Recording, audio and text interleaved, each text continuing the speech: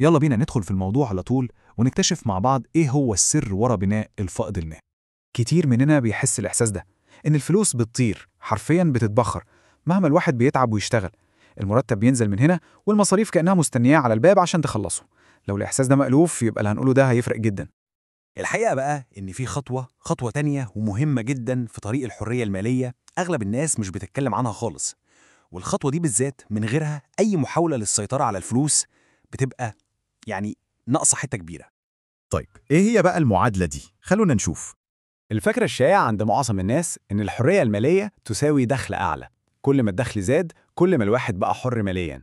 بس ده نص الصورة بس. السر الحقيقي في المعادلة كاملة، الحرية المالية مش بس إن الدخل يزيد، لا، هي إن الدخل يكون أعلى من المصاريف. يعني لازم نشتغل على الناحيتين، نزود الدخل ونقلل المصاريف. القوة الحقيقية بتيجي من هنا. والجزء اللي بيتبقى ده، الفجوة اللي بين اللي داخل واللي طالع، هو ده اللي بنسميه الفائض المالي. وده مش مجرد شوية فلوس زيادة في آخر الشهر، لا، ده هو بالظبط المفتاح اللي هيفتح لنا الباب للمرحلة الجاية كلها.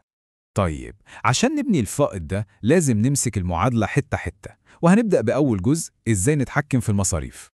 كل واحد فينا عنده مصاصين فلوس صغيرين كده، حاجات بتسحب الفلوس بالراحة من غير ما ناخد بالنا. بنتكلم عن إيه؟ عن اشتراكات في حاجات نسيناها أصلاً، أكل من بره اللي بقى عادة، خروجات كان ممكن تتبدل بحاجة أبسط.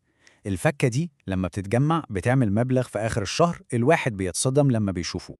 طيب والحل؟ الحل في سؤال واحد بس، سؤال سحري وقوي جدا. لازم الواحد يسأله لنفسه قبل ما يدفع أي قرش: هل الحاجة دي ضرورية ولا هي مجرد رفاهية؟ صدقوني، مجرد التفكير في الإجابة دي بيغير طريقة الصرف تماما. الموضوع بسيط زي ما هو واضح كده. لو الحاجة دي فعلا ضرورية، خلاص بنكمل ونشتريها.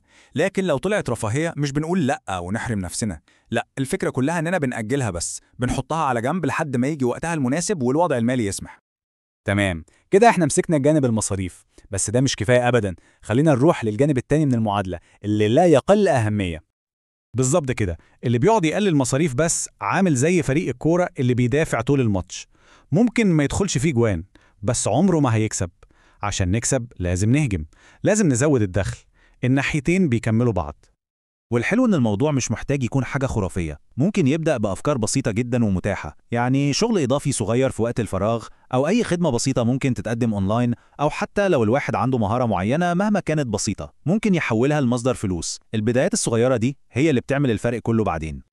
طيب لما نجمع الناحيتين دول مع بعض، تقليل المصاريف من ناحية وزيادة الدخل من ناحية تانية، بنوصل لأهم حاجة: الفائض المالي. خلونا بقى نركز على أهميته دي. الفكرة هنا إن كل جنيه واحد بيتوفر من المصاريف أو بيجي زيادة من الدخل هو بيضاف مباشرة للفائض.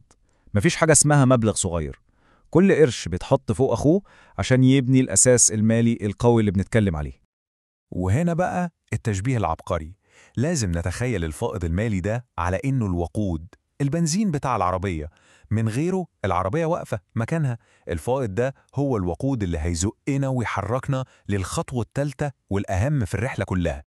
طيب الوقود ده هنستخدمه في إيه؟ عشان نبني بيه أول مصدر دخل إضافي حقيقي. خدوا بالكم من كلمة حقيقي دي، إحنا مش بنتكلم عن شغل زيادة، لأ، إحنا بنتكلم عن مصدر دخل بيتولد من استثمار الفائض نفسه. واللي لازم نعرفه إن بمجرد فهم وتطبيق الخطوة دي بس، خطوة بناء الفائض المالي دي، الواحد بيكون فعلياً سبق 90% من الناس. 90% من الناس لسه بيفكروا بالطريقة القديمة ومش فاهمين أهمية النقطة دي. الخطوة الجاية هي اللي فيها الشغل بجد. دي المرحلة اللي هنحول فيها الوقود ده لأصول، يعني حاجات بتشتغل وبتجيب فلوس لوحدها. السؤال المهم دلوقتي: جاهزين نبدأ الرحلة دي؟